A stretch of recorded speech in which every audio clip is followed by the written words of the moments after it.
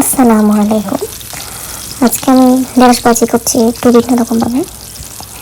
এই প্রথমে তেল দিয়ে দিয়েছি, এরপর কিছু রসুন আমি ব্রাউন করে বেছে নেব।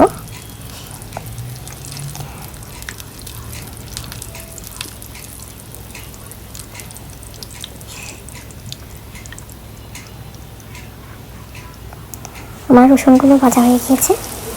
এরপর আমি দিয়ে দিব পেঁয়াজ, টমেটো আর কাঁচামরিচ ফালি করা কিছু দিয়ে দিব।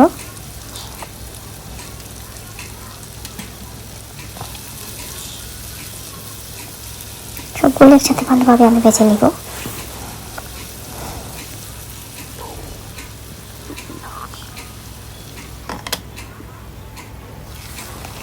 আমি ঢেকে দিয়েছিলাম ঢাকনা দিয়ে, যাতে একটু টমেটোগুলো নরম হয়ে আসে। এরপর আমি দিয়ে দিব হলুদের গুঁড়া, মরিচের গুঁড়া আর লবণ।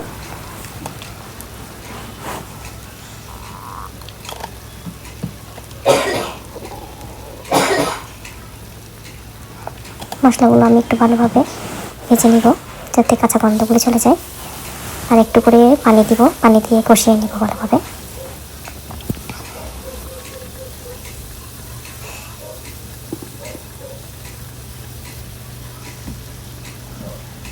এই তো ভালোভাবে কষানো হয়ে গিয়েছে। এখন আমি দিয়ে দিব, আমি কেটে রেখেছি কিছু চিংড়ি আর কিছু ছোটো ছোটো চিংড়িগুলো ভালোভাবে কষিয়ে নেব আমি।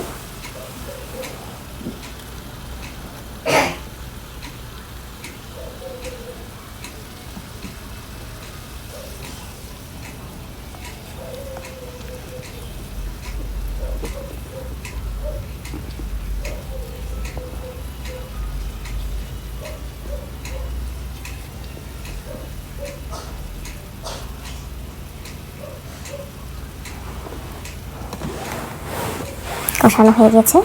এখন আমি দিয়ে দিব কেটে রাখা ঢেঁড়সগুলি। আমি একটু বড় বড় করে কেটেছি। ভালোভাবে কষিয়ে নেব আমি।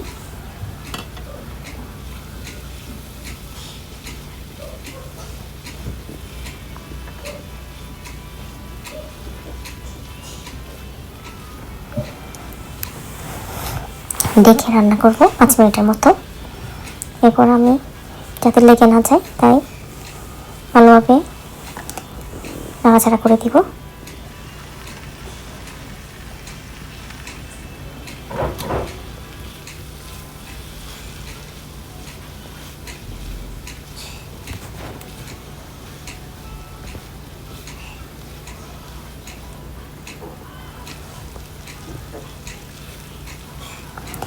ঢাকনা দিয়ে রান্না করব একটু ঢেঁড়সগুলো নরম হয়ে আসা পর্যন্ত।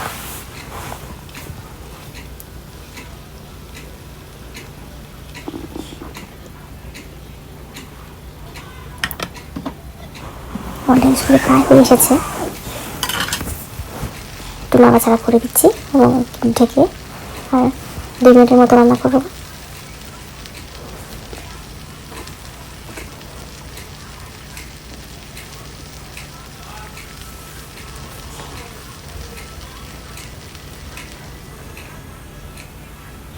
আমার মনে হয় ঢেঁড়স রান্না করতে বেশিক্ষণ লাগে না।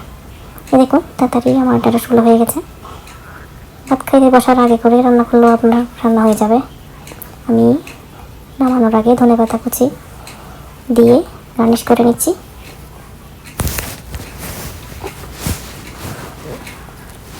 দেখুন দেখতে অনেক লোভনীয় লাগছে, মজার ঢেঁড়স ভাজি চিংড়ি দিয়ে।